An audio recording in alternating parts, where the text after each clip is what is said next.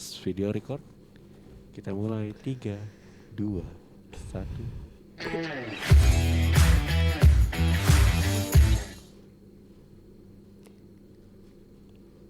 Halo semuanya, selamat datang di podcast PDSI. Dan kali ini aku mau membawakan tema pengalaman menjadi mahasiswa perpustakaan dan sains informasi bersama Kak Erli.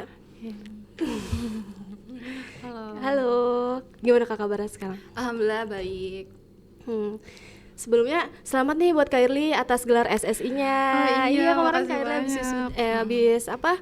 Sidang Skripsi kemarin baru banget, kayaknya seminggu lah kurang lebih. Gimana Kak, lancar gak? Alhamdulillah lancar setelah perdraman ini, tapi ya udah akhirnya dijalanin sampai sidang. Oke, kita langsung masuk ke pertanyaan pertama aja Kak. Iya. Aku tuh mau nanya, kenapa kakak milih jurusan perpustakaan dan sains informasi? Terus waktu kakak menjadi mahasiswa perpustakaan dan sains informasi ini, apa sih namanya? Ekspektasi kakak tuh kayak gimana? Oke, jadi awalnya itu emang kan dorongan dari orang tua ya, karena orang tua aku tuh ada di bidang yang sama gitu. Nah, sempet ragu karena aku kira tuh bidang perpustakaan lingkupnya kecil, tapi ternyata yang pas aku juga kan nilai ya kayak gimana sebelum aku masuk ke PDSI ini. Ternyata yang pas aku mulai lihat dari orang tua aku tuh, ternyata misalnya dari pekerjaan ini udah keluar nih resign, itu dapat pekerjaannya tuh gampang gitu. Jadi kayak kayaknya peluangnya buat di masa depan. Jadi aku tuh ngelihat jangka ke depan gimana sih buat pekerjaan ini. Jadi karena kayaknya peluangnya oke deh buat di masa depan. Jadi aku mutusin buat masuk PDSI. Nah, kalau misalnya ekspektasinya jujur, karena kan aku tuh awalnya biasa-biasa aja mandang PDSI, tapi ternyata pas sudah masuk, wah ternyata ininya bidangnya tuh mencakup semua gitu. Kayak kita tuh belajar banyak kayak desain segala macam, terus public speaking juga kita belajar. Bahkan yang misalnya kita tuh nggak didapetin di jurusan lain, kita tuh dapat yang kayak contohnya hal kecil buat deskripsi itu kan penting ya. Cara sitasi, terus cara ngutip dari penelitian orang itu kan itu cukup ngebantu gitu. Ternyata hal sekecil itu di PDS itu belajar kayak gitu. Nah, akhirnya dari situ aku kayak ngerasa aku nggak pernah nyesel gitu masuk PDS. Aku jadi cocok banget buat perkembangan aku di jurusan ini. Kayak gitu. Kayak tadi kan kakak bilang orang tua kakak ya kan, berarti orang tua kakak itu ada yang jadi kepala perpus atau apa? Iya, kepala perpus. Pusakawan biasanya di perguruan tinggi atau enggak di instansi sih kayak gitu. Terus yang paling berkesan nih Kak selama kakak menjadi mahasiswa perpustakaan dan sains informasi apa? Yang paling berkesan, jadi kan kita tuh belajar teori ya di PDSI, tapi ternyata kita juga tuh ada kunjungan-kunjungan gitu. Iya, benar. Kayak kita tuh kebayang nggak sih misalnya di mata kuliah preservasi, nah itu kan kita belajar teorinya, terus gak lama kita ada kunjungannya, jadi kita ngeliat prakteknya tuh bentuknya kayak gini, dan itu menarik banget. Kayak kita tahu jenis-jenis kimia yang buat preservasi kayak gitu kan. Terus juga ada observasi yang mana kayak kita tuh sebenarnya belajar teori tahu sih emang kalau misalnya perpustakaan tuh banyak macamnya, tapi ternyata dari observasi itu kan karena emang buat tugas, jadi kita tuh jadi tahu bentuk kayak misalnya aku kan kebagiannya waktu itu perpustakaan anak. Jadi ternyata pas di perpustakaan anak itu nggak cuma tempelan-tempelan yang menarik, tapi ada kostum-kostumnya biar mereka itu tuh menarik perhatian anak buat datang ke perpustakaan kayak gitu. Begitu pun nanti yang lansia segala macam, ternyata buat desain ruangnya itu juga macam-macam. Jadi kayak lebih buat ingin wawasan sih. Jadi itu tuh sangat berkesan gitu buat aku gitu. Waktu obser kayak gitu kayak pernah ini nggak sih Kak? Kan kalau obser itu per kelompok gitu kan. Pernah nggak sih dapat anak per kelompok tuh orangnya yang kurang gitu? Pernah nggak sih? Kalau misalnya di pas observasi atau kunjungan itu alhamdulillahnya have fun ya, karena kan kita jalan-jalan aja. Tapi kalau misalnya buat kelompok lain itu kayak ada aja, dan itu emang memberatkan gitu. Contohnya mungkin sebenarnya nggak terlalu gimana dapat kelompoknya, tapi kita dapetin contohnya pas itu aku ada di mata kuliah yang bikin artikel bibliometrik, itu aku dapetnya topiknya susah. Jadi dan itu tuh emang kita pakai rumus di dalam artikel itu, kita ngolah datanya tuh pakai rumus Lotka, dan itu asing banget buat aku nggak pernah bikin artikel, aku nggak pernah tahu itu rumus apa. Sementara aku dapat kelompoknya yang emang ngebantu, tapi kayak kita tuh jadi buntu, dan itu tuh satu sama lain jadinya kita nggak bisa kurang kayak kasih masukan gitu iya, ya. pendapatnya tuh kurang. Akhirnya ya udah aku coba komunikasi lah ke dosen yang berkaitan gitu. Nah ternyata yang pas kita tuh sampai bahkan Zoom bareng, kayak yang pas Zoom tuh udah oh iya nih kayaknya bisa diaplikasiin deh gitu.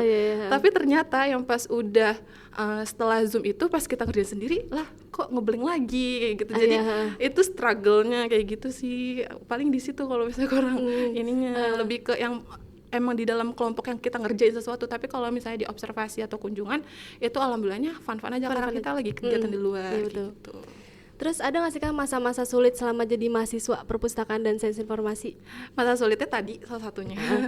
Terus juga skripsi sih udah pasti ya. Jadi aku tuh jadi kalian nih jangan menganggap enteng kalau misalnya kalian dari awal terus ke pertengahan itu kayak kayaknya baik-baik aja deh nggak masalah gitu. Tapi ternyata kita nggak ada yang tahu di masa depan ternyata yang pas di akhirnya malah jadi ada masalah. Betul. Atau mungkin emang setiap orang tuh kan cobaannya di permasalahan di skripsinya tuh beda-beda. Ada yang di awal ternyata komunikasi sama pihak wawancaranya tuh kayak gimana, pihak yang buat ngewawancarain atau narasumber itu kayak gimana ternyata kurang efektif. Terus ada juga yang sama dosen pembimbingnya yang komunikasinya kurang atau enggak sama pengujinya itu.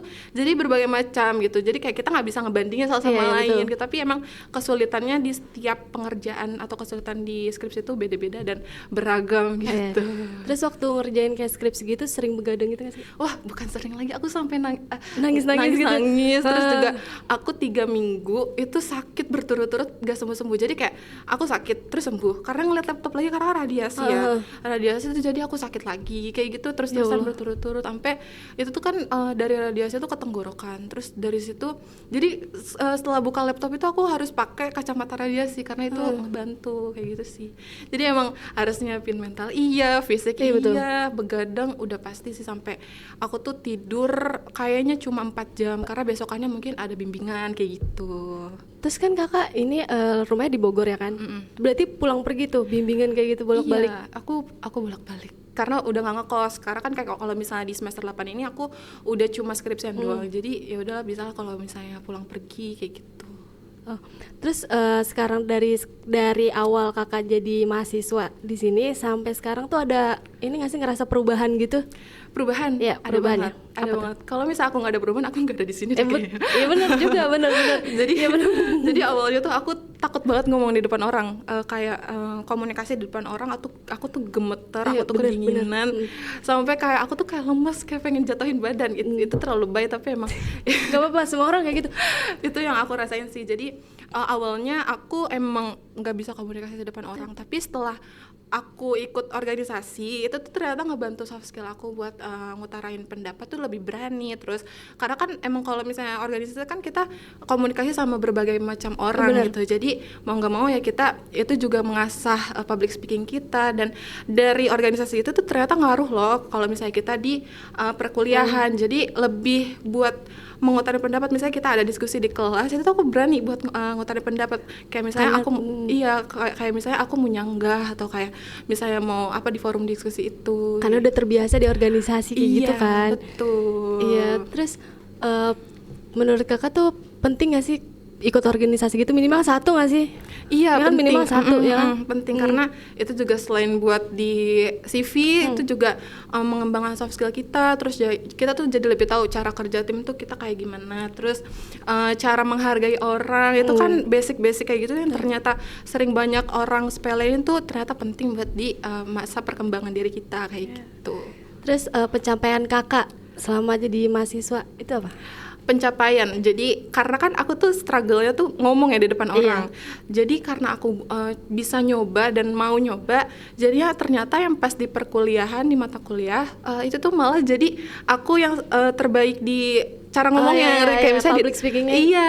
Karena aku tuh nggak expect. Jadi kayak kata temen aku, udahlah nggak apa-apa, coba dulu selagi ada kesempatan, kenapa enggak gitu. Ya udah aku coba dulu, ternyata aku dapat penghargaan gitu dari dosen. Jadi itu yang salah satu ngebuat aku kayak nggak ada salahnya nyoba daripada kita nggak tahu. Karena kalau misalnya kita nggak nyoba itu kita jadi nggak tahu kelebihan kita tuh di mana. Bisa jadi karena kekurangan kita, ternyata kita kelebihannya tuh di situ kayak gitu. Tapi ya dari aku perhatiin tadi kakak tuh kalau ngomong nggak belibet tahu. Itu cara nyusun kalimatnya gimana sih kak? Karena karena kayaknya ini deh, aku tuh terbiasa ngomong, cerita sama orang. Iya benar, Jadi itu kayak, penting. Kayak misalnya orang cerita sama kita, terus aku nanggepinnya kayak gimana.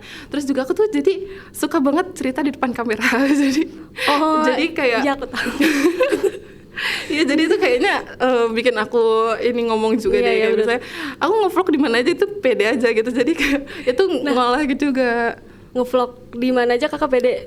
Nah aku nggak pede tahu. Itu gimana sih caranya biar pede? Ya anggap aja kita ketemu sama orang cuma sekali, kita nggak akan ketemu lagi. Jadi yang penting kita ada momennya, terus kita jadi seneng, karena kan vlog itu tergantung kayak kita tujuannya apa sih. Ada yang emang cuma buat ngituin memori, atau emang kita ada kebutuhan tugas kayak gitu kan. Iya benar. Terakhir nih, kesan dan pesan untuk mahasiswa perpustakaan dan sains informasi untuk angkatan yang kayak aku nih, angkatan 23 terus angkatan 24, mungkin nanti buat maba, apakah kesan dan pesannya? Terus motivasinya juga. Oke, jadi kalau misalnya motivasinya itu, jadi kayak kalian gak apa-apa capek atau kayak punya masalah di perkuliahan itu, capeknya cuma sementara kok, tapi pembelajarannya itu ternyata seumur hidup loh buat kedepannya. Terus juga lebih proaktif, karena kalau misalnya kita nggak tahu kita tuh kelebihannya di mana, terus kita kekurangannya di mana, dan kita nggak nyoba buat di kekurangan itu, ternyata itu tuh malah jadi sesuatu yang akan merubah kita di masa depan yang akan datang gitu. Itu jadi semangat kuliahnya gitu ya. Jangan kalau misalnya ada permasalahan udah lewatin aja, kita rasain aja momennya kayak gimana, karena itu berkenang gitu. Gitu sih. Oke, udah sih Kak, gitu aja Kak. Makasih ya Kak udah datang di podcast ini. Sama-sama. Makasih. Oke guys, gitu aja dari podcast Himapi ini. Sampai jumpa di podcast selanjutnya. Bye bye. Dadah.